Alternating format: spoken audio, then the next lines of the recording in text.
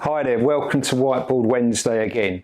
This time, payments is complicated enough and you'll hear loads of acronyms and terminology. I'm just trying to explain and simplify some of the terms you'll probably hear that might confuse you. So in no particular order, we'll talk about some of the terminology. So, four-party scheme you might have heard of.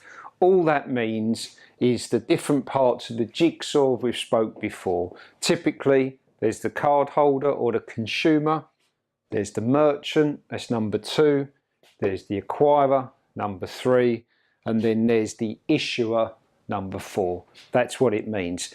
There are, however, other parts of the jigsaw, the gateway, there's fraud, and there's the card schemes as well. So some people explain it as a 6 or 7 party scheme. Terminology: payment, payment transaction. All that means is when your cashier pops up for the consumer to buy the goods and services, that consumer is facilitating a transaction or a payment. That's all it means. Processing and clearing. This is literally the whole board. So when you hear phrase or processing or clearing, it's from the start of the transaction all the way through your merchant ecosystem, the cashier and the acquirer. So when people say about payment processing or payment clearing, that's what that means. Breaking it down into parts now, you'll hear about authorisation. All an authorisation is when the consumer comes onto your store for, say, €100, he's buying something to that value. You need to make sure that the consumer has got the amount of money on his bank account or card. So you send the transaction on this part to the issuer for an authorisation, and that merely confirms that he's got enough money in the account at the time of the transaction.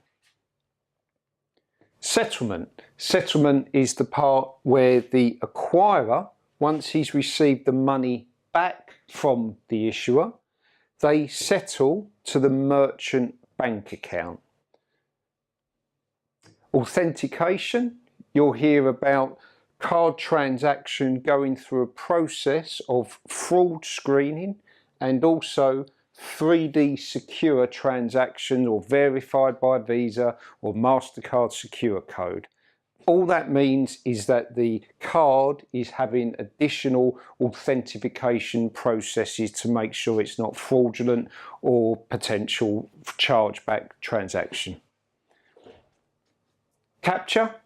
Capture is when the acquirer, once you've sent the transaction to the acquirer passes it up to the issuer and they take the money off of the card holder's bank account or credit card. So they actually take the transaction and the money then comes down and is captured off the card, debited off the card. A refund is merely what it says. The consumer has received his goods and services and has rung you up or contacted you and says, I don't want these goods or services now. So as long as he returns those goods and services to you, you facilitate a refund of that transaction back to his card. Void is slightly different. It may be that the consumer has asked for goods and services from the website, and at the moment you haven't captured the money, you haven't taken the money and asked your acquirer to take the money. So all you can do in your messaging through the gateway is void the transaction as though it didn't even happen.